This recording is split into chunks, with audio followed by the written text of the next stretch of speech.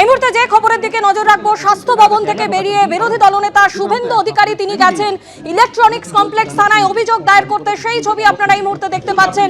এর আগে স্বাস্থ্য ভবনে যান বিরোধী দলনেতা শুভেন্দু অধিকারী, বিজেপি বিধায়কদের সঙ্গে নিয়ে শুভেন্দু অধিকারী যান। এই মুহূর্তে ইলেকট্রনিক্স কমপ্লেক্স থানার ছবি আপনারা দেখতে পাচ্ছেন।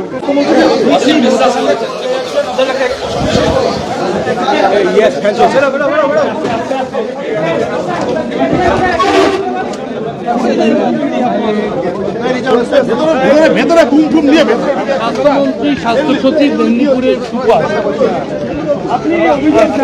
এফআইআর সুপারের বিরুদ্ধে, হ্যাঁ, এবং খুব মাথা নিচু করে রিসিভ করে সই করে স্ট্যাম্প না গিয়ে ডেট দিয়ে ভদ্রভাবেই করলেন। আপনি দেখান, এটা আপনার।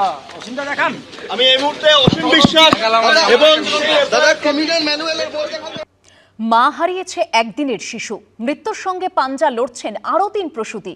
এই ভয়ঙ্কর অবস্থার জন্য দোষ কাদের, সে নিয়েও চলছে চাপানোতর। চিকিৎসকদের একটা বড় অংশের অভিযোগ, কর্ণাটকের যে সংস্থা দেশের বিভিন্ন রাজ্যে একচেটিয়াভাবে অক্সিটোসিন সরবরাহ করে তাদের মান নিয়ে বিভিন্ন সময়ে প্রশ্ন উঠেছে। কেন্দ্র অক্সিটোসিন উৎপাদনের জন্য ওই সংস্থাকে চিহ্নিত করলেও তাদের মান নিয়ে পরবর্তী সময়ে প্রশ্ন ওঠায় 2019 সালে দিল্লি হাইকোর্ট রায় দেয় অন্য সংস্থাও অক্সিটোসিন তৈরি করতে পারবে। তারপর থেকেই একাধিক রাজ্য অন্য সংস্থা থেকে অক্সিটোসিন কিনতে শুরু করে।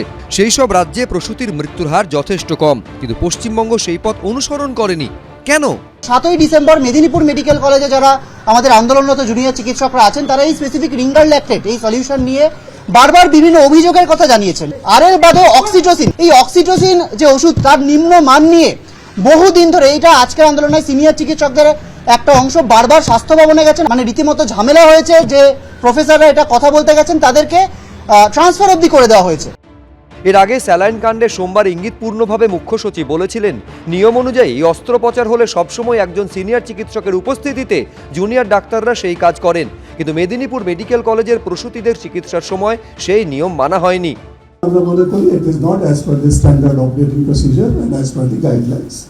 তাহলেও যে ডিটেইল ইনভেস্টিগেশনস করার পরে আমরা কাদের কি ইনভলভমেন্ট আছে বা কারা কিভাবে এই কাজের সঙ্গে বা ট্রিটমেন্ট প্রসেসের সঙ্গে যুক্ত ছিলেন, কি নেগলিজেন্স আছে, কত এক্সটেন্ট অফ নেগলিজেন্স আছে, এটা ডিটেল ইনভেস্টিগেশনে জানা যাবে। ট্রেনিং ডক্টরস হন, ওদেরকে সবসময় সিনিয়র ডক্টর ও এক্সপার্ট ডক্টরের অধীনেই কাজ করতে হয়, আর একটা প্রপার ডিউটি রোস্টারও মেনটেন করতে হয়।